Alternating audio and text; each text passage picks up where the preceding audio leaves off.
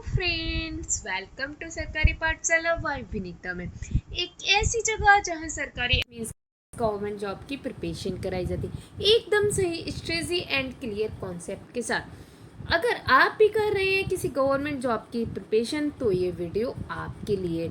आज हम करने वाले हैं एमपी वर्ग 3 चयन परीक्षा 2025 की जो हमारी पीवाईक्यू का पोस्टमार्टम सीरीज चल रही थी उसी को आगे बढ़ाते हुए आज हम करने वाले हैं बायोलॉजी का यूनिट 11 का पार्ट 8।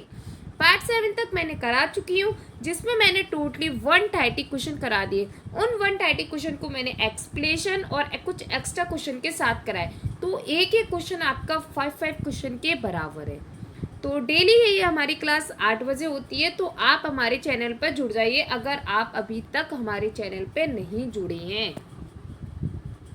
तो जुड़ जाइए आज के महत्वपूर्ण टॉपिक में जहां सवाल से परीक्षा के नहीं होंगे बल्कि आपकी नौकरी के होंगे और हम उन्हें जीतेंगे समझ के साथ, रणनीति के साथ और 100% सिलेक्शन के इरादे के साथ। तो सब्सक्राइब कर लीजिए हमारी वीडियो को जिससे, और साथ ही साथ में नोटिफिकेशन आइकन को भी प्रेस कर दीजिए जिससे आपको वीडियो तुरंत मिल जाए। हमारी वीडियो को लाइक भी कर दीजिए, साथ में कमेंट्स में अपना फीडबैक भी ज़रूर दीजिए और साथ में अपने दोस्तों के साथ और स्टडी ग्रुप्स में हमारी वीडियो को शेयर कीजिए। तो देर न करते हुए बढ़ते हैं हम आज के मेन टॉपिक पे। आज हम करने वाले हैं पार्ट 8। जैसा कि आप जानते हो ये हमारे जो सिलेबस है एमपी वर्ग 3 का जो ऑफिशियल सिलेबस है उसके सारे के सारे टॉपिक्स हैं। तो ये सारे के सारे टॉपिक्स अपन यूनिट 11 में कवर कर रहे हैं। एक एक से अपन ने काफ़ी सारे टॉपिक्स कवर कर लिए हैं, काफ़ी सारे रह गए हैं, तो मैं एक एक करके आपको सारे के सारे टॉपिक्स कवर करा रही हूँ। कुछ भी अगर रह जाता है कोई भी टॉपिक तो आप मुझे उसके बारे में बता सकते हैं। जब ये यूनिट कंप्लीट हो जाए तो आप मुझे बता देना, वो टॉपिक भी अपन और ले आएंगे। अगर आपको किसी टॉपिक का कॉन्सेप्ट वीडियो चाहिए तो भी आप मुझे बता देना, उस टॉपिक की कॉन्सेप्ट वीडियो भी आ जाएगी। ये सारे क्वेश्चन अपन ऑलरेडी कर चुके हैं, तो अपन सीधे चलते हैं क्वेश्चन नंबर 131 पर जहाँ से अपनी आगे की क्लास होने वाली है। तो देखिए, टीकाकरण व टीके, चैप्टर का नाम क्या है आज का? तो टीकाकरण व टीके, वैक्सीनेशन एंड वैक्सीन, ये अपन आज टॉपिक करने वाले हैं। तो क्वेश्चन नंबर फर्स्ट देखते हैं। टीकाकरण वैक्सीनेशन का मुख्य उद्देश्य क्या होता है? जो वैक्सीनेशन है उसका मुख्य उद्देश्य क्या है? तो रोग फैलाना, रोग के इलाज में सहायता करना, रोग से बचाव के लिए प्रतिरक्षा विकसित करना, प्रतिरक्षा मतलब इम्यूनिटी विकसित करना, दवाओं का प्रभाव बढ़ाना। तो क्या है? तो चलिए अपन साथ में हाईलाइट करते हुए आपको बताते हैं। तो टीकाकरण मतलब वैक्सीनेशन का मुख्य उद्देश्य क्या होता है? क्यों वैक्सीनेशन किया जाता है? तो क्यों किया जाता है? रोग से बचाव के लिए इम्यूनिटी विकसित करना। जो ह्यूमन बॉडी होती है जिसमें पहले से नहीं होती इम्यूनिटी सिस्टम, तो उस वैक्सीनेशन को लगा के अगर उससे रिलेटेड कोई बीमारी होती है तो वो आपकी बॉडी ऑलरेडी उसको झेल सके, इसलिए वो टीकाकरण किया जाता है। रोग से बचाव के लिए प्रतिरक्षा विकसित करना। टीकाकरण एक ऐसी प्रक्रिया जिसमें कमजोर या फिर मृत रोगाणु शरीर में डाले जाते हैं। जिस टाइप का टीकाकरण लगाया जाता है उसके जो कमजोर और मृत जो मरे हुए रोगाणु होते हैं उसको शरीर में डाला जाता है जिससे अपना शरीर उनको ना झेल सके और उनके विरुद्ध एंटीबॉडी बना ले, क्योंकि अपने शरीर के अंदर एंटीबॉडी बनाने का एक फंक्शन रहता है जो कि ब्लड की वजह से होता है। तो शरीर उनके विरुद्ध एंटीबॉडी बनाकर भविष्य में उस रोग से क्या कर सके? लड़ सके। तो वैक्सीन मतलब वायरस की कॉपी, एक तरीके से वायरस ही है और ये बॉडी तैयार होती है इससे। तो पहला टीका किसने बनाया था? तो पहला टीका बनाया था एडवर्ड जेनर ने। किसने बनाया था? एडवर्ड जेनर ने। कौन से रोग के लिए पहला टीका दिया गया था? तो पहला टीका दिया गया था चेचक के लिए, स्मॉल पॉक्स, जिसे आप छोटी माता बोलती हैं। बीसीजी किस रोग से बचाता है? तो वो बचाता है टीबी से। जो टीबी बीमारी हो जाती है तो उस रोग के लिए अपन को बीसीजी टीका लगाया जाता है। ओपीवी का फुल फॉर्म क्या है? तो oral polio vaccine. Oral polio vaccine, ये फुल फॉर्म डायरेक्ट आ जाती है तो इनको प्लीज़ आप अच्छे से लर्न कर लेना। डीपीटी टीका किन रोगों से बचाता है? जो डीपीटी का जो टीका लगाया जाता है वो किससे बचाता है? आपको ये सारी फुल फॉर्म वगैरह सब कुछ आपको मिलेगी। अभी डीपीटी के बारे में भी आपको पूरा डीपली बताया जाएगा। अभी आप फिलहाल इतना पढ़ लीजिए कि डीपीटी किन रोगों से बचाता है। तो डिप्थीरिया, काली खांसी और टेटनस, ये 3 चीज़ों से बचाया जाता है। ठीक है, तो ये तो हमारा क्वेश्चन नंबर 131। इसी टाइप से अपने सारे क्वेश्चंस रहने वाले हैं। तो आपने देखा जैसे कि पूरा डीपली आपको क्वेश्चन कराया गया, पहले क्वेश्चन, फिर उसका एक्सप्लेनेशन, फिर उससे रिलेटेड भी आपको जो क्वेश्चन बन सकते हैं वो भी आपको कराए जा रहे हैं। अगर आप इतना कर लेते हो तो ये भी आपके लिए काफ़ी इनफ है। क्यों? क्योंकि अब हमारे पास एग्जाम में टाइम कम है, हमें कम टाइम में ज़्यादा डाटा कवर करना है। पोलियो रोग से बचाव के लिए कौन सा टीका दिया जाता है? तो कौन सा टीका दिया जाता है? तो BCG, OPV, MMR या फिर एप्टिस। तो क्या दिया जाता है? OPV, जिसकी फुल फॉर्म क्या होती है? Oral polio vaccine. बच्चों को मुंह के रास्ते दी जाती है। ये टीका कहाँ पे दिया जाता है? तो बच्चों के मुंह के द्वारा। आपको याद होगा बचपन में ना पोलियो की दवाई पिलाई जाती है, 1 बूंद 5 साल तक के बच्चों को। तो ये वही है, जो कौन सी है? OPV, ओरल पोलियो वैक्सीन, जिससे पोलियो जैसी बीमारी से बचाया जा सके। पोलियो वायरस से शरीर की सुरक्षा करती है। OPV कितनी बार दी जाती है? तो जन्म के बाद कई बार दी जाती है, बूस्टर सहित होती है, जब ज़्यादातर 5 साल तक के बच्चों के लिए रहती है। ठीक है। पोलियो क्या प्रकार का रोग है? तो ये विषाणु जनित है। पोलियो शरीर को कैसे प्रभावित करता है? तो स्नायु तंत्र को, जो स्नायु तंत्र होता है अपने बॉडी में, उसको प्रभावित करता है। IPV क्या है? तो ये क्या है? Injectable polio vaccine. पोलियो उन्मूलन में भारत का दर्जा क्या है? तो WHO ने 2014 में भारत को पोलियो मुक्त घोषित किया है। तो भारत को पोलियो मुक्त घोषित कब किया गया था? 2014। किसने किया था? WHO ने। ठीक है, ये आपके लिए थोड़ा सा इन्फॉर्मेशन भी हो गई। आई होप आपको अब ये समझ आ रहा होगा। देखो, अपने पोलियो पढ़ा तो पोलियो से रिलेटेड पढ़ा, टीका के बारे में पढ़ा तो टीके से रिलेटेड पढ़ा। तो इसी टाइप से अपन सारे के सारे क्वेश्चंस करने वाले हैं। आप इतना कर ले तो इनफ है, क्योंकि ये सारे वैसे क्वेश्चन हैं जो बार बार आते हैं, और फिर मैंने उसमें एक्स्ट्रा डाटा डाल दिया, जिससे वो जो बचे कुचे थे वो भी आपके लिए हो गया। अभी अपन ने पढ़ा था BCG का टीका। तो BCG का टीका किस रोग से बचाता है? तो वो किससे बचाता है? TB से। किससे? TB से, ट्यूबरक्लोसिस से। TB की फुल फॉर्म पता ही होगा सबको, नहीं पता हो तो याद कर लेना। BCG का पूरा नाम क्या है? तो बैक्टीरियस कैलमेटेड ग्यूरिन। यह TB रोग फेफड़ों की बीमारी से सुरक्षा प्रदान करता है। जो TB रोग आपको पता ही होगा कि फेफड़ों की बीमारी है, जो इससे सुरक्षा कर, अगर नहीं पता है तो आप इसे भी नोट डाउन कर लेना, और साथ ही साथ में नोट डाउन भी करते जाइए अगर आप कर सको तो, वरना वीडियो को पुश करके स्क्रीनशॉट ले लो या नोट डाउन कर लो। जितना आप खुद से लिखोगे उतना आपको अच्छे से लर्न होगा, और फैक्चुअल लिखते जाओ और बार बार रिवाइज करो। आप जितना रिवाइज करोगे उतना आपके लिए अच्छा है। BCG टीका कब दिया जाता है? तो जन्म के बाद में दिया जाता है। TB का कारक क्या होता है? तो माइक्रोबैक्टीरियम ट्यूबरक्लोसिस। BCG का आविष्कार किसने किया था? तो कालमेट एंड ग्यूरिन ने किया था। BCG कहाँ लगाया जाता है? तो बाएं कंधे पर। कहाँ लगाया जाता है? तो बाएं कंधे पर। बाएं कंधे पर जो निशान होता है वो BCG का टीका होता है, जिससे TB से बचाया जाता है। क्या BCG निशान छोड़ता है? हाँ, टीका चिन्ह बनाता है, इसलिए वो निशान छोड़ता है। तो ये किसका टीका होता है? TB का।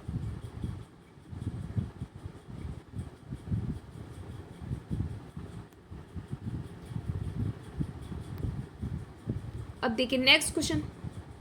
DPT टीका किस रोगों से सुरक्षा देता है? अभी मैंने जब आपको DPT के बारे में बता रही थी तब मैंने कहा था इससे रिलेटेड सारी इन्फॉर्मेशन आपको दी जाएगी। देखिए, आपको एक एक टीके की नॉलेज दी जा रही है, जितनी आपके लिए इम्पोर्टेंट है उतना सारा डाटा आपको कवर कराया जा रहा है। फिर भी अगर आपको किसी के बारे में डीपली पढ़ना है कि आपको ये कॉन्सेप्ट थोड़ा समझ नहीं आया, तो आप मुझे कमेंट बॉक्स में बता देना। उस कॉन्सेप्ट से रिलेटेड मैं जल्द से जल्द आपके लिए पूरी वीडियो लेके आने की कोशिश करूँ। ठीक है, तो DPT टीका किस रोग से सुरक्षा करता है? तो 3 रोगों से करता है। कौन कौन सी? तो डिप्टीरिया, काली खांसी और टेटनस। ठीक है, DPT टीका एक त्रिक टीका है। कौन सा है? त्रिक मतलब 3 बीमारियों से बचाता है, जो एक साथ 3 बीमारियों से बचाता है। कौन कौन सी? D for diphtheria, P for pertussis मतलब काली खांसी, T फॉर टेटनस। DPT कितने चरणों में दी जाती है? तो 3 प्लस बूस्टर। इसका मतलब ये 3 से ज़्यादा बार दी जाती है। 3 बार तो देनी ही पड़ेगी, 3 से ज़्यादा बार भी दी जा सकती है। टेटनस किसके कारण होता है? तो टेटनस घाव में क्लोस्ट्रीडियम टेटिनिन बैक्टीरिया की वजह से होती है। जो घाव होते हैं वो खुले रह जाते हैं, उसमें क्लोस्ट्रीडियम टेटेनी बीमारी जो बैक्टीरिया है वो आ जाती है, तो उस वजह से टेटनस हो जाती है। डिप्थीरिया किसे प्रभावित करता है? तो गला और श्वसन तंत्र को। काली खांसी का लक्षण क्या है? कि लगातार तेज खांसी आना, खांसी रुकना ही नहीं। डिप्टी का पहला डोज कब होता है? तो 6 हफ्ते की उम्र में। जब बच्चा 6 हफ्ते का हो जाता है, 6 हफ्ते आप समझ रहे हो, मतलब 1 महीने में होते हैं 4 हफ्ते, तो 1.5 महीने, कितने में? 1.5 महीने का बच्चा हो जाता है तो डीपीटी का टीका लगाया जाता है। एक मिनट से हटा दूँ, अननेसेसरी है वो। चलिए नेक्स्ट देखते हैं 135 पे। खसराव से बचाव हेतु कौन सा टीका दिया जाता है? जो खसराव होता है उसके लिए कौन सा दिया जाता है? तो MMR। MMR, तो MMR टीका ये भी 3 बीमारियों से बचाता है। कौन कौन सी? तो मम्स मतलब गलसुआ, जो गाल सूख जाते हैं ना उसको बोलते हैं गलसुआ। मीजल्स, खसरा, रुबेला, जर्मन मील्स। मीजल्स किसके कारण होता है? तो वायरस के कारण होता है। ये इनके सारे के MMR के जो पूरे आपको नाम भी दिए हैं, मेजल्स, मम्स और रुबेला। खसरे के लक्षण क्या है? तो बुखार और शरीर पर दाने होना। MMR टीका कब दिया जाता है? 9 महीने के बाद। क्या MMR पुनः दिया जाता है? हाँ, बूस्टर डोज दिया जाता है इसका। क्या MMR लड़कियों को विशेष रूप से देना चाहिए? हाँ, रुबेला से गर्भस्थ शिशु का खतरा होता है, तो रुबेला अगर किसी को होगा तो गर्भस्थ जो शिशु होगा उसको खतरा होगा, इसलिए महिला को ये दिया जाता है। आई होप आपको समझ आ गया होगा। कोई भी डाउट रहता है तो आप मुझसे कमेंट बॉक्स में पूछ लेना। तो ये थे आपके कुछ टीके से रिलेटेड, क्योंकि आपके जो चैप्टर्स दिए, सिलेबस दिया है, उसमें टीकाकरण का मेंशन था, तो मैंने आपको सिर्फ 5 क्वेश्चन कराए, लेकिन उन 5 क्वेश्चन में आपको इतना डाटा दे दिया कि आपका एक तरह से टीका टॉपिक कंप्लीट हो गया। अब अपन पढ़ते हैं कैंसर के बारे में, क्योंकि आपके जो टॉपिक जो मेंशंस हैं उसमें कैंसर टॉपिक भी लिखा है। तो चलिए अब पढ़ते हैं अपन कैंसर के बारे में। कैंसर क्या है? सबसे फर्स्ट क्वेश्चन सिंपली, कैंसर क्या है? क्या होता है कैंसर? तो कोशिकाओं को नियंत्रण विभाजन, कोशिकाओं का नियंत्रण विभाजन, कोशिकाओं का अनियंत्रण विभाजन, कोशिकाओं का विभाजन रुक जाना, या फिर कोशिकाओं का सूक्ष्म विघटन। अब देखो, नियंत्रण विभाजन हो रहा है मतलब नॉर्मल है, तो इसमें कैंसर कहाँ से होगा? विभाजन रुक जाना, रुक गया है तो शायद कुछ हो सकता है। अनियंत्रण मतलब ज़्यादा हो रहे हैं इसलिए हो सकता है। कोशिका का सूक्ष्म विघटन नहीं, तो इसका आंसर होगा कोशिकाओं का अनियंत्रण विभाजन। मतलब बार बार एक कोशिका से दूसरी, आपको पता होगा कि हमारी जो सेल्स हैं वो एक सेल से 2 सेल बनाती है, फिर उन दोनों से फिर सेल्स बनाती है।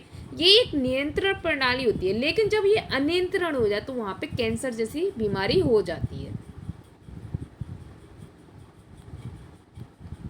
कोशिकाओं का अनियंत्रण विभाजन। कैंसर एक ऐसी बीमारी है जिसमें शरीर की कोशिकाएं सामान्य नियंत्रण खोकर अनियंत्रित रूप से विभाजित होने लगती हैं। मतलब जितनी स्पीड में विभाजन होना चाहिए उतनी स्पीड में ना होकर कई गुना ज़्यादा होती हैं। यह असामान्य वृद्धि धीरे धीरे आसपास के स्वस्थ ऊतकों को प्रभावित करती है। जो हमारे बॉडी में टिश्यूज़ होते हैं, ऊतक होते हैं, उनको ये क्या करती है? फिर प्रभावित करने लगती है, और यदि समय रहते ना रोकी जाए तो शरीर के अन्य हिस्सों में फैल सकती हैं। और अगर इनको ना समय रहते नहीं पता चलता तो ये क्या होती है? शरीर के पूरे पार्ट्स में फैल जाती है, जिससे क्या होता है? मेटास्टेटिस होता है। अब देखिए नेक्स्ट, इसका क्वेश्चन देखिए, कैंसर किस प्रकार की कोशिकाओं में हो सकता है? तो किसी भी विभाजित होने वाली कोशिका में हो सकता है, मतलब किसी भी सेल में हो सकता है, क्योंकि सारी की सारी सेल्स अपनी विभाजित होती हैं। जब आप सेल टॉपिक पढ़ा होगा तो आपको इसके बारे में नॉलेज होगी। नहीं, अगर आपको चैप्टर नहीं पता हो, नहीं समझ आ रहा हो, तो आप मुझसे पूछ लेना, मैं आपको सारे के सारे चैप्टर को डीपली पढ़ा सकती हूँ, मुझे कोई प्रॉब्लम नहीं है। मैं सिर्फ PYQ इसलिए करा रही हूँ जिससे आपका कम समय में ज़्यादा डाटा कवर हो जाए।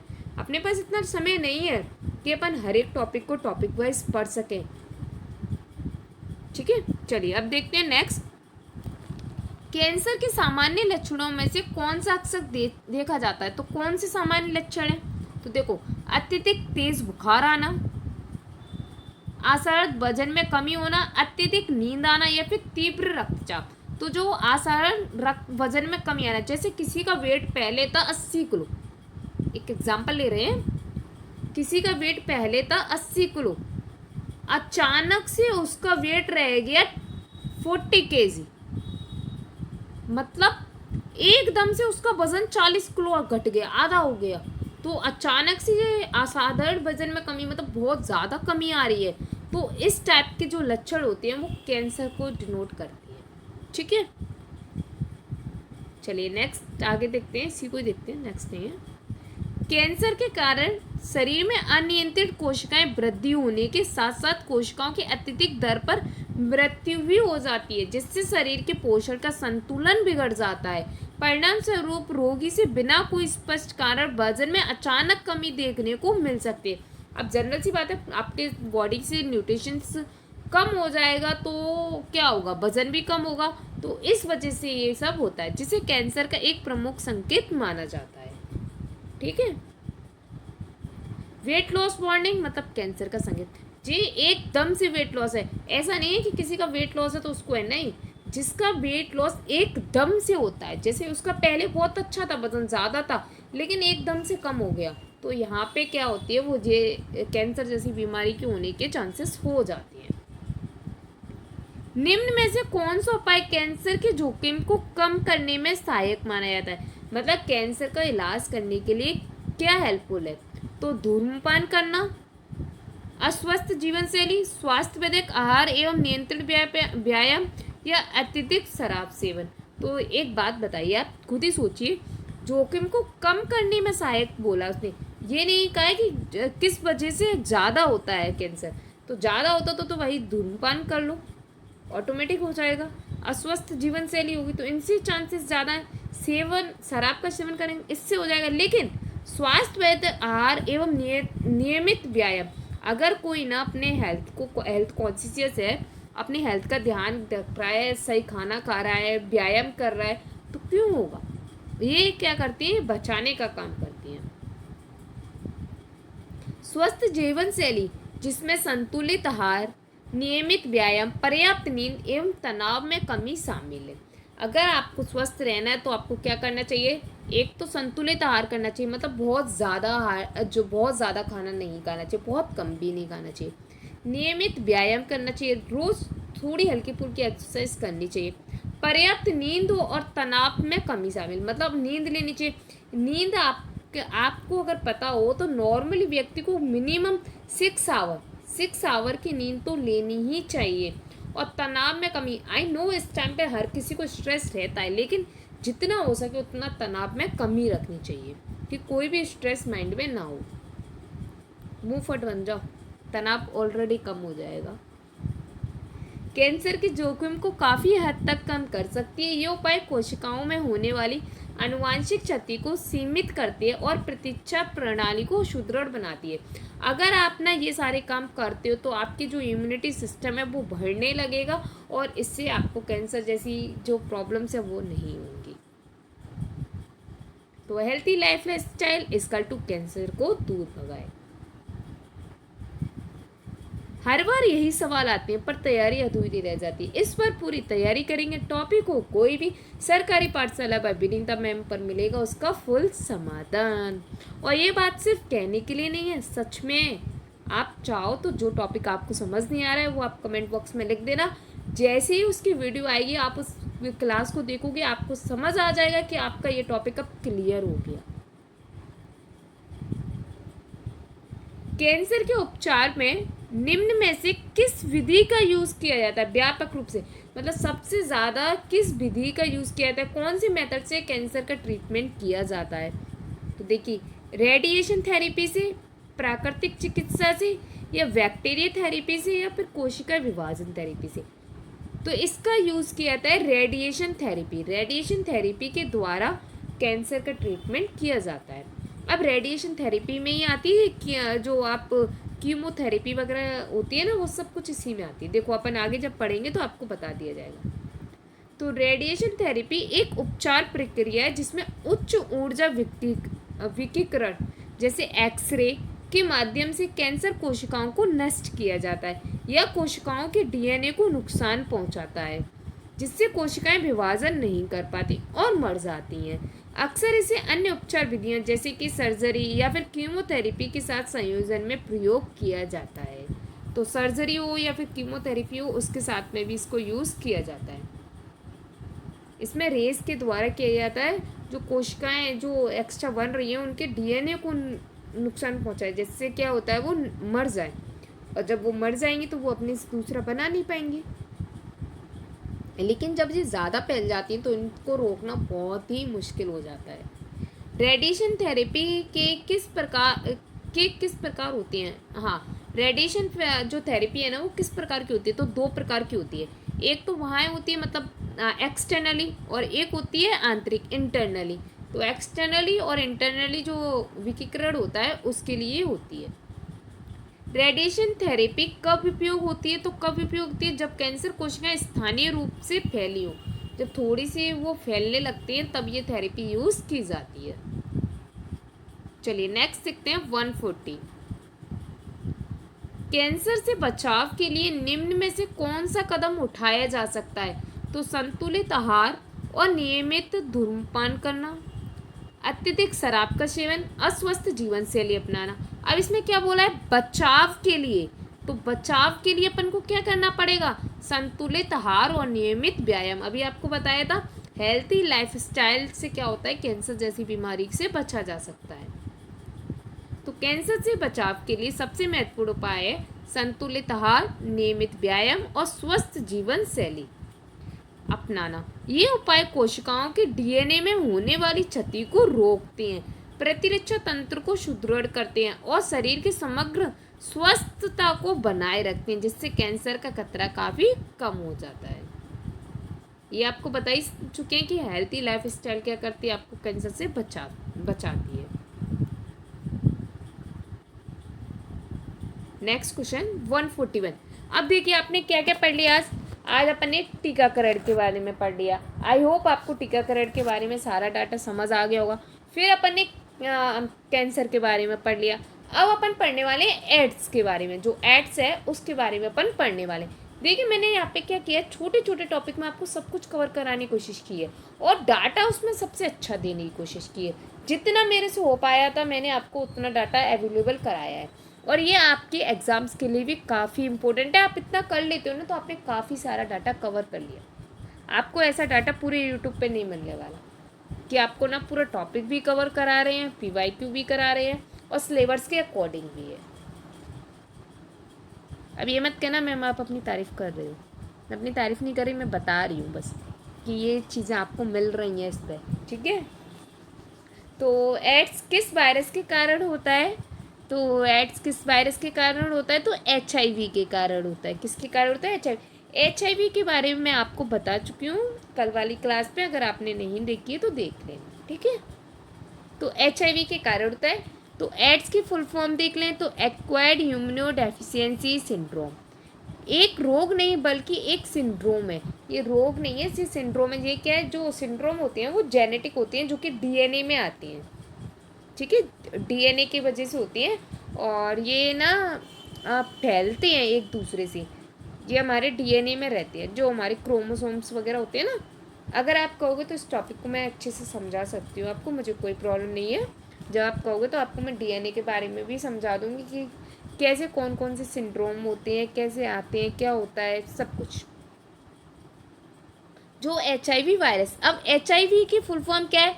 तो ह्यूमन इम्यूनोडेफिशिएंसी वायरस। ये कारण होता है, यह वायरस शरीर के रोग प्रतिरक्षा क्षमता को धीरे धीरे नष्ट करता है। तो ये वायरस क्या करता है, ये रोग की जो अपनी प्रतिरोधक क्षमता है ना उसको धीरे धीरे नष्ट करता है। जो रोगों से लड़ने की ताकत है उसको कम करता है और धीरे धीरे एक टाइम ऐसा आता है कि पूरी नष्ट कर देता है, जिससे वो रोगों से लड़ नहीं पाते और फिर बीमारियों की वजह से उनकी जान चली जाती है, जिससे साधारण बीमारियां भी क्या हो जाती हैं, जानलेवा हो जाती है। HIV का पूरा नाम अभी आपको बताया था, वही नाम है, कोई दिक्कत नहीं है। HIV किस सेल की कोशिकाओं पर हमला करता है? तो ये मैं आपको पहले वाली क्लास में बता चुकी हूँ। तो CD4 T सेल्स पर। HIV संक्रमण का पता लगाने के लिए कौन सा टेस्ट किया जाता है? तो एलिसा। ये भी मैं आपको बता चुकी हूँ। तो आपने देखा हमने पहले उस टॉपिक को ले लिया, अब आप उसको पढ़ चुके थे, अब आपको लिए हमने एड्स लिया, तो वो टॉपिक भी रिवीजन हो गया और ये भी आगे का भी कवर हो गया। तो इसी तरीके से अपन कोरिलेट करके भी पढ़ रहे हैं टॉपिक्स को। आई होप आपको समझ अच्छे से आ रहे होंगे। कोई भी डाउट होता है आप मुझसे पूछ लेना। HIV वायरस शरीर में सबसे पहले किसे प्रभावित करता है? तो किसे प्रभावित करता है? तो CD4 T सेल्स को। HIV वायरस सबसे पहले शरीर के प्रतिरक्षा जो तंत्र हैं उसकी मुख्य कोशिका कौन सी? CD4 T सेल्स पर हमला करता है। ये कोशिकाएं संक्रमण से लड़ने का कार्य करती हैं। जैसे जैसे HIV इन कोशिकाओं को नष्ट करता है, शरीर की रोग प्रतिरोधक क्षमता क्या हो जाती है? कमजोर हो जाती है। जिससे छोटी सी भी बीमारी भी आपको क्या कर देती है? हिट कर देती है।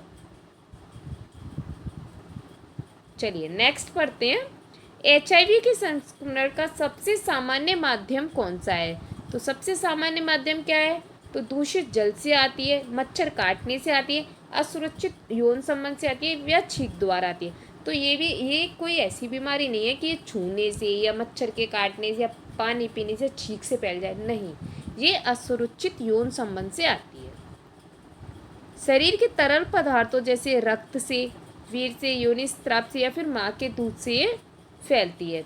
इसका सबसे सामान्य संक्रमण स्रोत है असुरक्षित यौन संबंध। इसके अलावा संक्रमित सुई, अगर एक ही इंजेक्शन से किसी व्यक्ति को इंजेक्शन लगा दिया है, वही इंजेक्शन की सुई या फिर वही सुई आपकी बॉडी में लग गई, तो फिर वहाँ पे भी आपको ये चीज़ें हो जाती हैं। रक्त संचार से, गर्भावस्था के दौरान माँ से बच्चे में भी, जैसा कि मैंने आपको बताया था, ये DNA से भी फैलती है, जो क्रोमोसोम्स की वगैरह की वजह से। तो गर्भावस्था में जो अगर माँ को है तो बच्चे को भी होने के चांसेस हैं।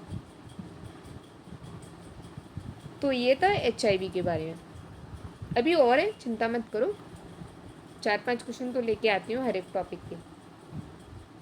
HIV संक्रमण की पुष्टि के लिए कौन सा परीक्षण सबसे पहले किया जाता है? तो एलिसा।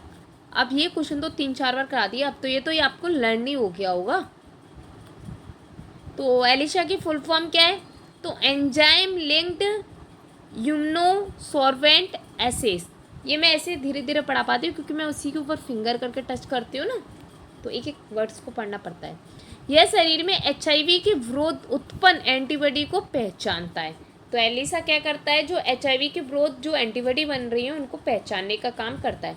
एलिसा क्या होता है? पॉजिटिव आता है तो पुष्टि के लिए वेस्टर्न ब्लॉट या फिर RT-PCR टेस्ट भी किया जाता है। एलिसा बोलता है कि HIV मिला है कि नहीं मिला है। एलिसा परीक्षण क्या पहचानता है? तो HIV की एंटीबॉडीज को देखता है कि इसके अंदर एंटीबॉडीज है या फिर नहीं है। 145 एड्स से पीड़ित व्यक्ति की मृत्यु का मुख्य कारण क्या होता है? क्यों उनकी मृत्यु हो जाती है एड्स से पीड़ित की? तो क्यों होती है? जब मैंने आपको स्टार्टिंग में बताया था, अगर आप थोड़ा सा कॉमन सेंस लाएं, क्या होगा? इम्यूनिटी सिस्टम खराब होगा। इम्यूनिटी सिस्टम खराब होगा तो ऑर्गन्स फेल होंगे, इस वजह से क्या होता है? उसकी मृत्यु हो जाती है। अब देखिए ये क्वेश्चन में क्या बताया? रक्त की कमी से, प्रतिरक्षा प्रणाली का विफल होने से, श्वसन रुक जाने से, मस्तिष्क का क्षय होने से। तो अभी आपको बताया था जो इम्यूनिटी सिस्टम है वो विफल हो जाता है, इस वजह से क्या हो जाती है? उसकी मृत्यु हो जाती है। एड्स में HIV वायरस प्रतिरक्षा प्रणाली को क्या करता है? कमजोर करता है। इससे व्यक्ति सामान्य बीमारियां जैसे सर्दी हो, जुकाम हो, त्वचा संक्रमण हो, निमोनिया हो, इससे भी नहीं लड़ पाता है, वही जानलेवा हो जाती है। मृत्यु प्रत्यक्ष रूप से HIV से नहीं होती बल्कि प्रतिरक्षा प्रणाली के खत्म हो जाने से होती है। मतलब मेन रीजन HIV नहीं है लेकिन HIV की वजह से होती है। नो इम्यूनिटी तो एड्स की मृत्यु। अगर किसी के अंदर इम्यूनिटी ही नहीं बचेगी तो वो कैसे अपने बॉडी को बचाएगा, कैसे अपने शरीर को बचाएगा?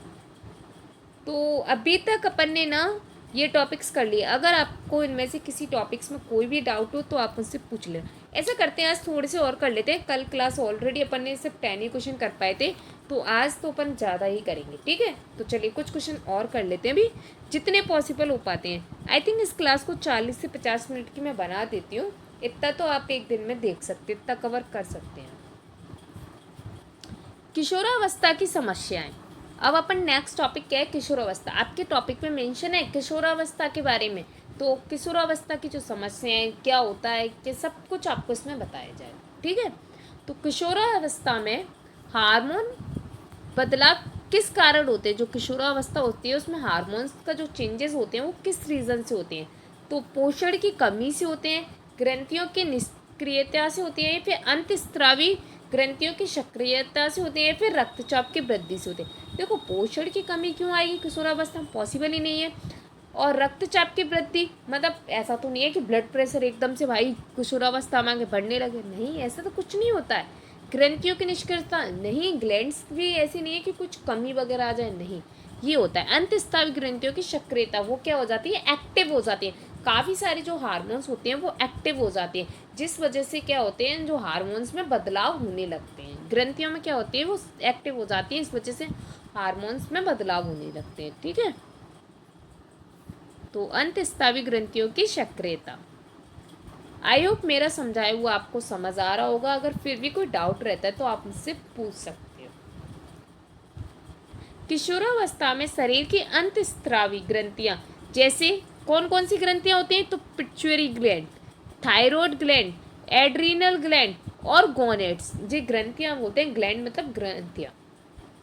इनको क्या करती है? ये सक्रिय करती है, जो बहुत ज़्यादा सक्रिय हो जाती है, एक्टिव हो जाती है, जिससे क्या होता है, जो टेस्टोस्टेरोन है और जो एस्ट्रोजन जैसे हार्मोन निकलने लगते हैं, जिससे शरीर में क्या होते हैं, कई शारीरिक, मानसिक और भावनात्मक बदलाव होने लगते हैं। आप देखना, एक बच्चे की मेंटलिटी और एक ना किशोरावस्था जो टीनेजर्स होती है उनकी मेंटलिटी में काफ़ी डिफरेंस होगा। ये मेच्योरिटी ये सब क्यों यूज़ किए जाते हैं? क्योंकि उनके अंदर ये चेंजेस हो चुके हैं। जब वो उन चीज़ों से लड़ लेते हैं तो उनके अंदर मेच्योरिटी आ जाती है। टीनेज हार्मोन स्टॉर्म्स तो एंड्रोक्रोनिन एक्टिव। ठीक है, चलिए, ये ट्रिक्स इसलिए मैं लिख देती हूँ, इससे क्या है, आपको एक शब्द दो शब्द में उस पूरे का सेंस समझ आ जाए। ये मेरा हमेशा से रहा है कि किसी भी चीज़ को पढ़ने से पहले ना उससे रिलेटेड उसको समझने की कोशिश करो कि इसको कैसे कवर किया गया है। ठीक है, तो किशोरावस्था में सबसे अधिक मानसिक समस्या कौन सी होती है? तो किशोरावस्था होती है उसमें अपन को मानसिक मतलब मेंटली प्रॉब्लम कौन सी होती है? तो मोटापा बढ़ जाता है, डिप्रेशन हो जाता है जिसको अवसाद हिंदी में बोलते हैं, या दृष्टि दोष होने लगता है, या फिर गठिया हो जाता है। दृष्टि दोष से किशोरावस्था का क्या मतलब है? कुछ भी नहीं, मोटापा, अरे ये तो बचपन में भी हो सकता है। तो सबसे ज़्यादा होता है डिप्रेशन, क्योंकि अपन मेंटलिटी ज़्यादा ध्यान देने लगते हैं अपने करियर को लेके, अपने फ्यूचर्स को लेके, बहुत सारी बातें अपन सोचने लगते हैं। तो यहाँ पे सबसे ज़्यादा होता है डिप्रेशन का प्रॉब्लम। किशोरों में मानसिक रूप से सबसे बड़ी अवसाद डिप्रेशन मानी जाती है। यह पढ़ाई से रिलेटेड हो सकती है। अब देखो, डिप्रेशन किस किस चीज़ का हो सकता है? आपको पढ़ाई से रिलेटेड हो सकता है, प्रतियोगिता मतलब कंपटीशन, आप किसी भी चीज़ में किसी से कंपटीशन कर रहे हैं तो उससे रिलेटेड आपको मेंटलिटी प्रॉब्लम हो सकती है। या मेंटलिटी प्रॉब्लम कहीं मेंटल स्ट्रेस पे जाना नहीं है, डिप्रेशन से है। ठीक है, शरीर के कुछ बदलाव हो सकते हैं जिसको देख के आपको ये लगता है ये मेरे अंदर नहीं है, ये मेरे अंदर है, इस टाइप से लुक्स को लेके हो सकता है। दोस्तों के दबाव और पहचान के संघर्ष के कारण हो सकता है। पहचान का संघर्ष मतलब वही कैरियर से रिलेटेड। इसके संकेत क्या हो सकते हैं? आपको आपको कब पता चलेगा कि आपको डिप्रेशन जैसी बीमारियां हो रही हैं, या फिर आपको इस जैसे ऐसा कुछ हो रहा है? तो जब आप चिड़चिड़ापन फील करते हो, अकेलापन फील करते हो, उदासी फील करते हो, आत्महत्या जैसे आपके अंदर विचार आने लगते हैं, सुसाइड जैसे, तो वहाँ पे क्या होता है, आपको डिप्रेशन जैसी बीमारियां होने लगी हैं, जो कि किशोर अवस्था में नॉर्मल है। ये कोई बड़ी बात नहीं है, क्योंकि हमारे हार्मोन्स चेंज होते हैं, हम हर किसी चीज़ को सीरियस लेने लगते हैं। किस हार्मोन की कमी से डिप्रेशन होता है? तो किसकी वजह से होता है? सेरोटोनिन। ये क्वेश्चन आ सकता है, कौन सा ऐसा हार्मोन है जिसकी वजह से की कमी से डिप्रेशन होने लगता है? तो सेरोटोनिन। और इसका सबसे बेस्ट इलाज है खुद में अपने आप को मोटिवेशन करो, सबसे बेस्ट ट्रीटमेंट। किशोरों को लैंगिक शिक्षा क्यों आवश्यक है? जो क्यों आवश्यक है? परीक्षा में पास होने के लिए, मनोरंजन के लिए, सुरक्षित यौन व्यवस्था सीखने के लिए, खेलों में बेहतर बनने के लिए। तो सुरक्षित यौन व्यवस्था सीखने के लिए। किशोरों में हार्मोनल बदलाव के कारण शरीर और सोच में परिवर्तन आता है। अब जो हार्मोन्स में चेंजेस होंगे तो आपके शरीर में, आपकी सोच में, सब में चेंजेस आएगा। इस समय उन्हें सही यौन शिक्षा देना जरूरी होता है ताकि वे यौन संस्करण, यौन उत्पीड़न, असुरक्षित संबंध और वृत्तियों से बच सकें।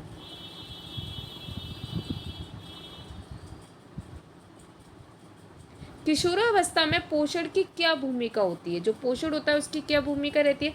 कोई भूमिका नहीं रहती, केवल हड्डियां मजबूत करता है, संपूर्ण शारीरिक और मानसिक विकास करता है, केवल ऊर्जा देता है। तो संपूर्ण शारीरिक और मानसिक विकास करता है। पोषण क्यों जरूरी है? क्योंकि संपूर्ण शारीरिक और मानसिक विकास करने में ये टाइम सबसे अच्छा होता है। संपूर्ण शारीरिक और मानसिक विकास करता है। किशोरावस्था में शरीर तेजी से बढ़ता है और मानसिक विकास भी होता है। यदि इस समय संतुलित आहार नहीं मिलेगा तो शारीरिक वृद्धि, मांसपेशी, हार्मोनल संतुलन और दिमाग का विकास प्रभावित हो सकता है। आपको एनीमिया, थकान, एकाग्रता की कमी भी हो सकती है। किसकी वजह से? पोषण की वजह से, न्यूट्रिशंस की वजह से। तो टीन एज को ग्रोथ के लिए क्या की किसकी चीज़ की ज़रूरत होती है? तो न्यूट्रिशंस की।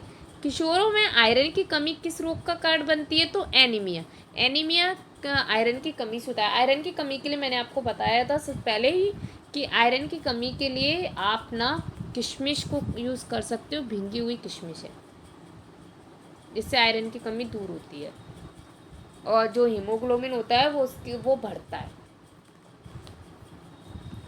किशोरावस्था के दौरान असमय मित्रता का क्या प्रभाव पड़ सकता है? जो किशोरावस्था के समय जो असमय मित्रता है उसका क्या प्रभाव पड़ सकता है? बेहतर कैरियर की, मानसिक दृढ़ता के लिए, भटकाव और पढ़ाई से दूरी के, सामाजिक सम्मान के लिए। अब देखो, असमय मित्रता मतलब आपको ज़रूरत नहीं है किसी भी मित्र वगैरह, लेकिन वो अपन उस टाइम पे लग जाते उस टाइम, तो उससे क्या होता है, अपन को भटकाव आते हैं और पढ़ाई से दूरी हो जाती है, क्योंकि अपन ने अपना समय अननेसेसरी यूज़ कर रहे हैं। तो वहाँ पे क्या होगा? भटका भी आएंगे, अपनी पढ़ाई से दूर हो जाएंगे, जिसकी ज़रूरत ही नहीं है। किशोरावस्था में सही और गलत की समझ विकसित हो रही होती है। आपको उस समय एग्जैक्ट नहीं पता होता है कि क्या सही है क्या गलत है, इसलिए उस समय से विकसित हो रही होती है। यदि इस समय आपको गलत संगति मिल गई या फिर असमय मित्रता हो जाती है, असमय मित्रता आप समझ पा रहे होंगे मेरा सेंस क्या है, तो पढ़ाई में मन नहीं लगता, जीवन लक्ष्य से भटकने लगते हैं, आशंका बढ़ जाती है और कई बार नशा, अपराध आदि में लिप्त हो जाती है। Wrong friends, wrong turn. ठीक है। और सबसे ज़्यादा ना बिगड़ने का रीज़न भी ना जो संगति होती है, संगति की वजह से व्यक्ति में गलत गलत इफ़ेक्ट्स भी आ जाते हैं। चलो इसके बारे में अपन आगे की क्लास में भी पढ़ने वाले हैं, तो चिंता मत करो, आपको सारा का सारा डाटा मैंने कोरिलेट करके पढ़ाया है। अब देखो, अपन आगे पढ़ने वाले हैं मादक द्रव्यों का सेवन, जो ड्रग्स एब्यूज़ और इंटॉक्सिकेशन होती है उसके बारे में अपन आज पढ़ने वाले हैं आगे के। इसको ऐसा करते हैं, इसको और कंप्लीट कर लेते हैं तो थोड़े से ज़्यादा क्वेश्चन हो जाएंगे। ठीक है, समथिंग 25 के समथिंग क्वेश्चन हो जाएंगे, और जितने क्वेश्चन होंगे ना उतना आपके लिए अच्छा है। जल्द से जल्द ये क्वेश्चन कंप्लीट हो जाएंगे। टोटल मैं 200 क्वेश्चन कराने वाली हूँ।